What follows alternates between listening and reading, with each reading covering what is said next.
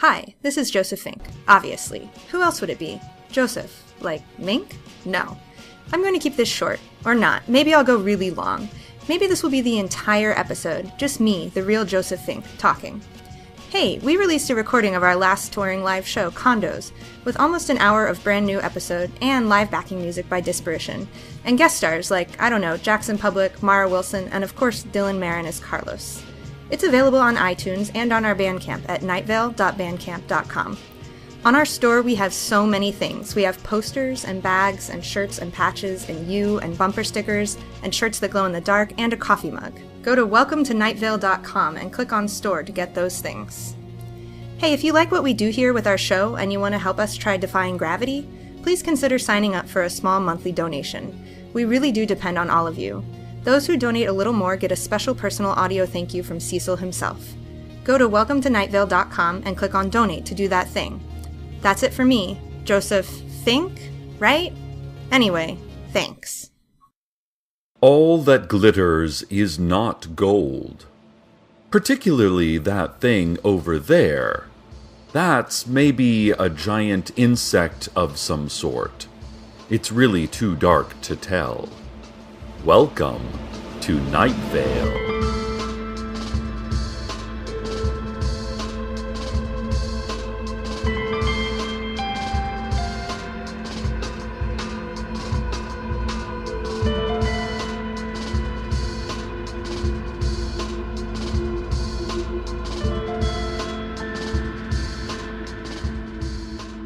I am not a good salesman.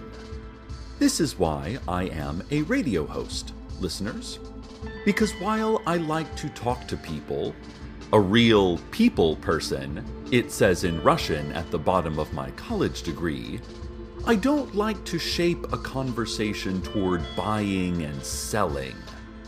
I like to tell people stories that affect them, allowing my listeners to process the stories in their own unique ways. I don't want to directly tell them how to think. I am not a good salesman. That being said, I have Girl Scout cookies. Please, if you want some, come on up to the station. My niece, Janice, joined the Girl Scouts last year, and I have box upon box of caramel delights, thin mints, and those lemon ones. There are also quite a few of these new cookies in very heavy, unmarked black boxes that I think are made entirely of metal. And there's one box that's a 5-foot by 5-foot wooden crate with air holes cut into the top and peanut butter patties scrawled on it in permanent marker. I can hear breathing inside. I know people normally order the cookies first and then get them delivered weeks later, but sometimes a mother goes out of town and the stepfather isn't on top of his stepdaughter's extracurricular activities. And then the child doesn't know how to sell cookies on her own. So the kindly uncle, with a busy radio job, has to step in and buy up a bunch of boxes so she can go camping with her friends while you continue to disappoint everyone with your inattention to detail and sports gambling and idiotic taste in shoes, Steve Carlsberg. Yes, Steve, this is how things sometimes happen. Anyway, listeners, these cookies are delicious, and I had to buy a lot of them. There is barely any room here in the studio or in my producer Daniel's booth, so buy some cookies. Please help us. It is difficult to move, actually. Sorry, I am not a good salesman. Many of you have written in asking about our station cat, Koshek. He was attacked by an animal that our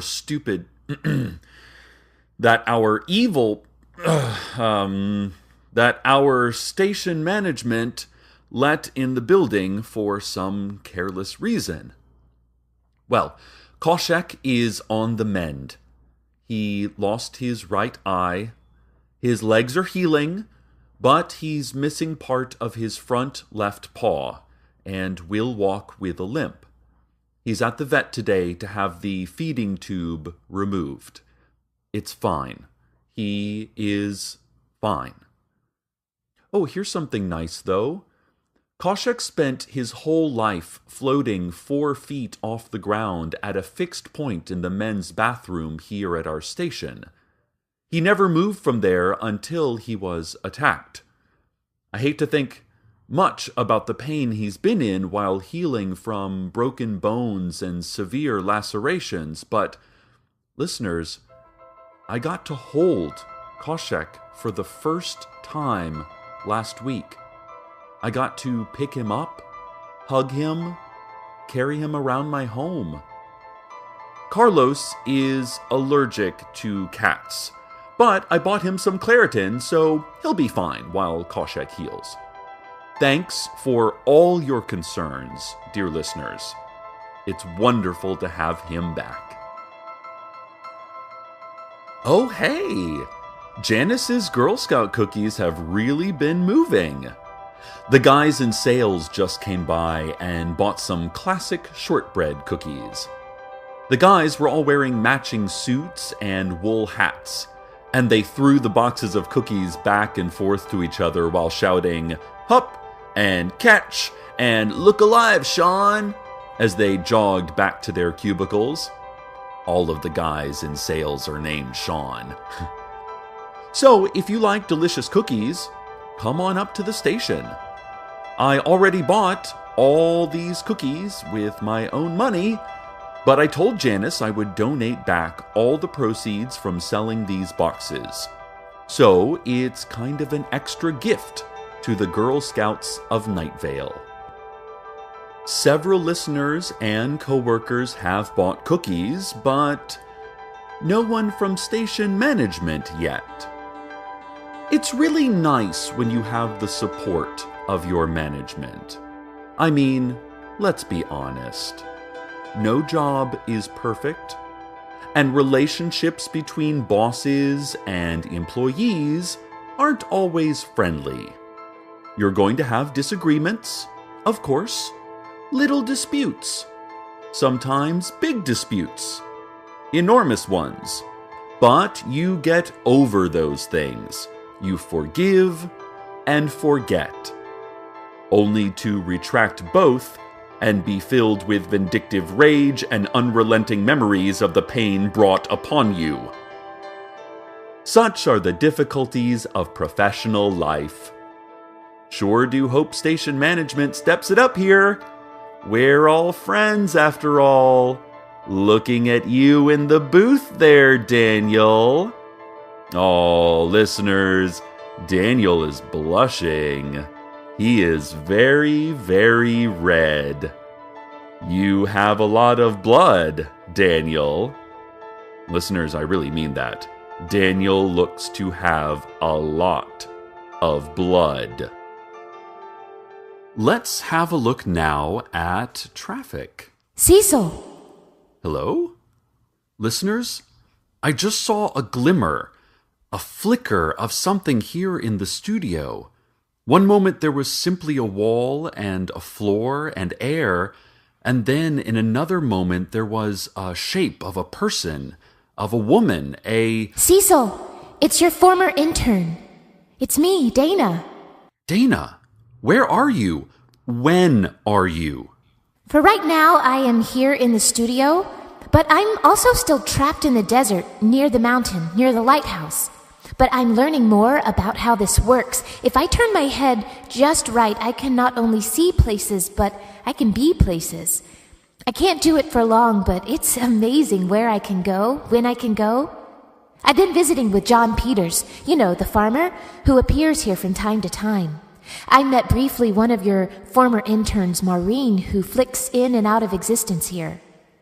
I've even made friends with some of the men and women of this nationless army that wanders about the desert.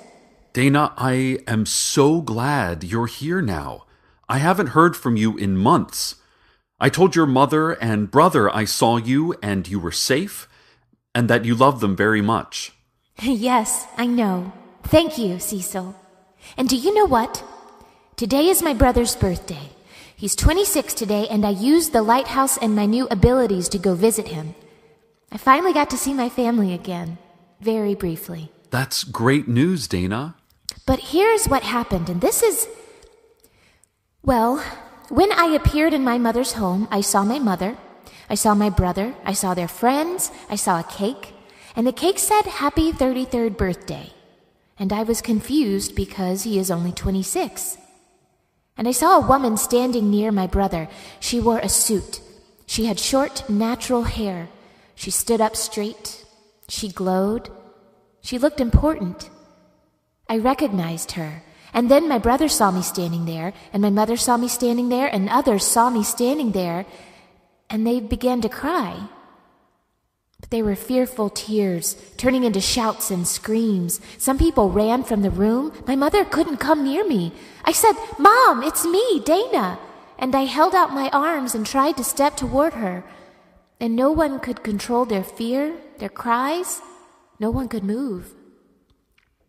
But the woman next to my brother, she was smiling. She knew. She stepped toward me, and in that moment, I saw who it was. I knew who it was. It was me, Cecil. It must have been 29 if my math is good. And I turned to our mother and said, "It's okay. It's okay." And she held her hands up, and people went silent. People listened. And she told the room who I was, who she was, who we were, and what had happened, or for me, what will happen. And the tears turned from fear to relief to joy, and we embraced. You saw yourself. You saw your older self. You should have seen the way everyone looked at the older me, Cecil. They admired me. They saw me for someone else. I must be important in my future life. I must have a good job or be a significant part of society. I must have become something. I tried to ask what I was to become, but I began to blink out of that time and place. And I was back in the desert, more alone, less important. You have always been important. You have always been something. Age just reveals the facts that always were, Dana. Experience uncovers the you that always was. I am glad to know that you will be safe, that you will come home, that... Dana? You just flickered. I can't see you. I can't stay any longer. I'm always going somewhere. Someday I won't have to go. I will just be in the place that I am. Our time and space will match again someday, Cecil. And I am glad to know that. Oh, tell Maureen hi. Goodbye, Cecil. The Night Vale Highway Department is asking all motorists to please turn on your headlights when driving through construction zones. If you see workers, please turn on your headlights. If you see workers in orange vests and black balaclavas holding large metal devices that look like miniature satellite dishes and whispering coded instructions into walkie-talkies, while low-hovering disc-shaped aircraft of the like you have never seen before zip about quickly overhead, please turn on your headlights. Please, for the safety of our workers, slow your vehicle. Please turn on your headlights and slow your vehicle. Slow your vehicle with your headlights clearly in the on setting to a crawl. Come to a complete stop. For the safety of our highway workers and their vast interplanetary secrets, please get out of your vehicle and walk toward the hum. You will hear a loud humming from above. Please Follow the humming until you are completely lifted from this earth, from this world, never to return. Well, to return eventually, but not to this time. To a completely different time. Maybe millennia from now. Maybe millennia ago. Who knows? You will, eventually. This public service announcement has been brought to you by the Night Vale Highway Department. Good news, listeners. Daniel is telling me that StrexCorp and the whole management of the station is very excited about my support of the Girl Scouts of Night Vale, and they want to buy every box of Janice's cookies. In fact, Lauren Mallard, our program director and StrexCorp executive, is back again, here in my studio with an announcement to make. Thank you, Cecil. StrexCorp has long been a supporter of community organizations and the Girl Scouts with their commitment to teaching young girls about nature, surviving in nature, controlling nature with their minds, radiation immunity, and advanced knife fighting skills are an important institution here in Night Vale. Not just for our women leaders in the future, but also for StrexCorp right now, here in the present. The Girl Scouts not only have a great reputation for youth leadership training, but a pretty extensive database of nearly every girl in Night Vale. Their names, addresses, phone numbers, emails, and skill levels at various talents, like oil painting or parasailing, or library science, or slingshots, or helicopter piloting. It sure would be nice to know where the young ladies are who are good at helicopter piloting. Very few young girls are trained to fly helicopters. We'd like to hunt down weird phrasing. Scratch that. We'd like to find and meet these talented girls. So, StrexCorp is proud to announce that they have purchased the Girl Scouts of Night Vale and will also be taking over management of the organization immediately. Thank you, Night Vale. We look forward to leading your children. Daniel, can you help me carry these cookies out of here? Thank you, Lauren, for that. You know, Cecil, I was never a Girl Scout myself, but I can say I am thrilled to support your endeavor to help bring your niece... I'm sorry, what was her name again? I don't want Janice. Yeah, it was Janice. I love the way you are taking part in Janice's life. You must really care for her. Yes, with all my heart, but I don't... I know what you were about to say. It's my favorite part of your show. Can I do it? Just this once. I've always wanted to do it. Can you do what? How exciting! Thank you, Cecil. Listeners, I take you now to the weather. Your heart is beating. I can see it. I have never felt quite so betrayed. Your love is bleeding. I can hear it saying, darling, come to bed. I don't need it, don't want to see it. Knew you were gone the moment that you spoke, but I don't hear it. I just hear the words we said so long ago. I think we're haunted.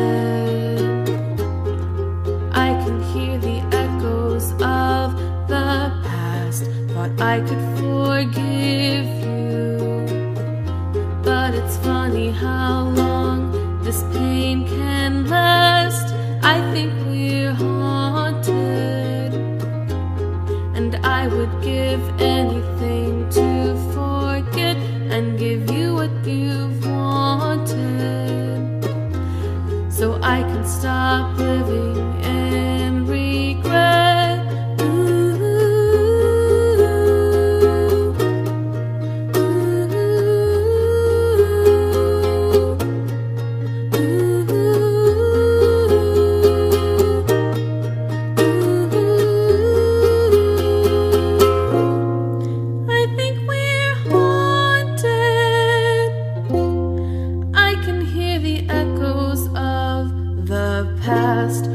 I could forgive you, but it's funny how long this pain can last.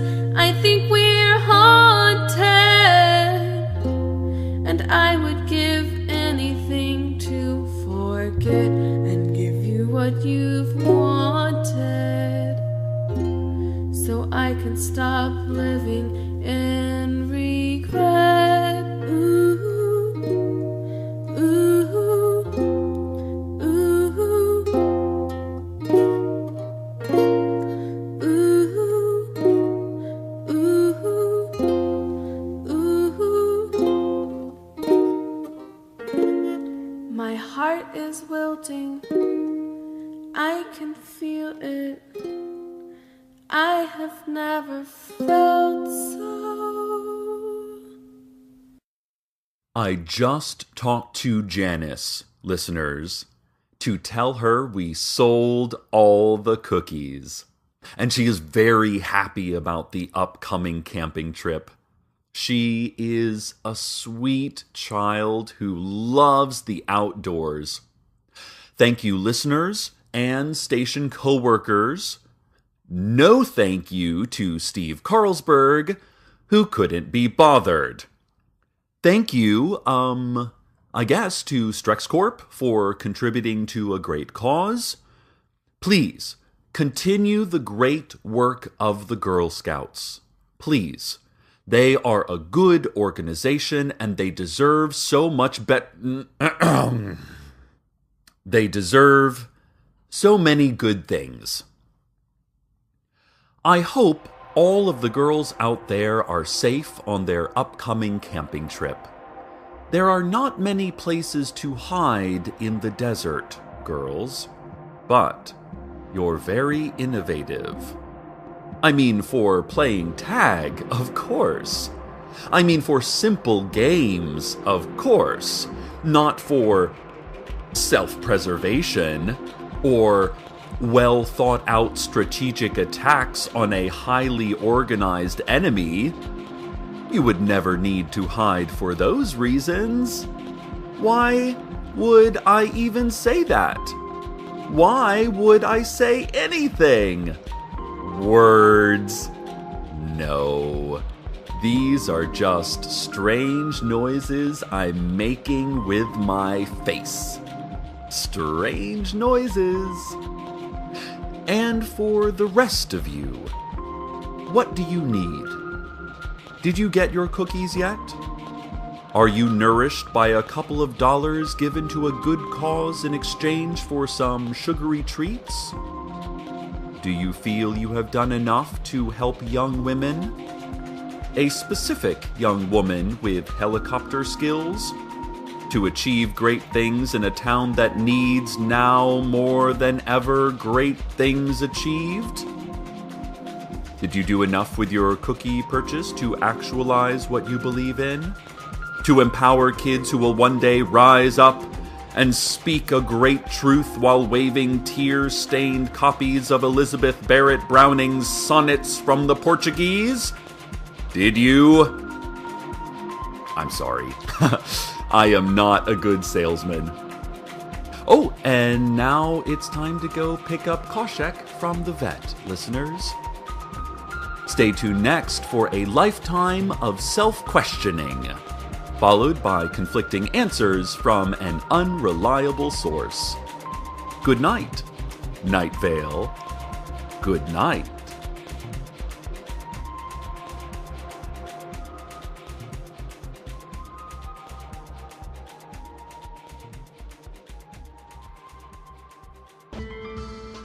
Welcome to Night Vale is a production of Commonplace Books. It is written by Joseph Fink and Jeffrey Craner and produced by Joseph Fink.